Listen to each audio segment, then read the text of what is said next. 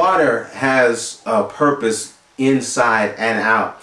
We can even see that in the way Jesus uses water, the way he speaks of water. In fact, in John chapter 9, we see here an example of in or an external use, or even hydrotherapy, because in John 9, verse 11, this is when the man that was blind, it says, he went and Jesus made clay with his saliva. And in verse 11, it says, he answered and said, a man called Jesus made clay and anointed my eyes and said to me, go to the pool of Siloam and wash.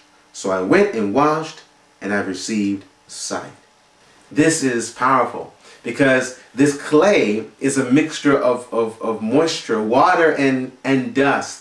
And it's interesting that Jesus himself used his own saliva. Now I know that sounds kind of gross, but there's some powerful symbolism there. Because when we remember in Genesis, when God made us, when we were created, it says that from the dust of the ground he created man. He formed and fashioned with his own hands Adam. And then, and interesting that in John 9, that we see that same dust being combined with his saliva. That combination to create this clay that even had the power to heal. And there's just some powerful symbolism there that when we combine ourselves, when we connect ourselves with Jesus, one writer even says that the will of man combined with the will of God becomes omnipotent, all powerful. We become vessels or tools of his awesome spirit.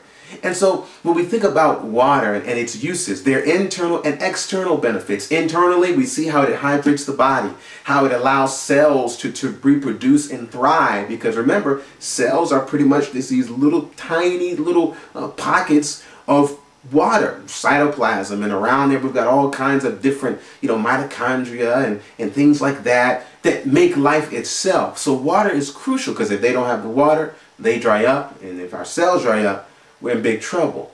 So water has a cleansing effect. Our joints even, how that a lot of times people who suffer from arthritis pain, you might suffer from joint or bone discomfort. A lot of times it's just dehydration. You need to oil your wheels.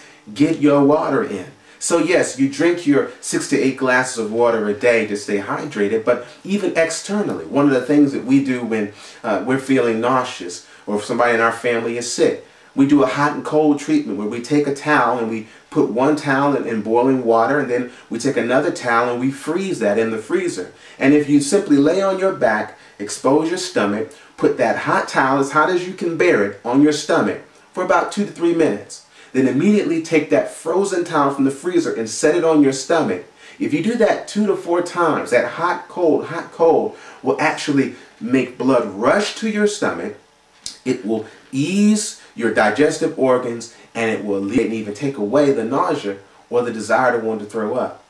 Now all that is hydrotherapy, and there's so many other uses, but that's just one that we use, and it works to show us that water works inside and out, which also shows us that Jesus works in our hearts, but he also shows up outside in our lives. So you have to ask yourself the question, if nobody sees the Jesus in you, is it in you?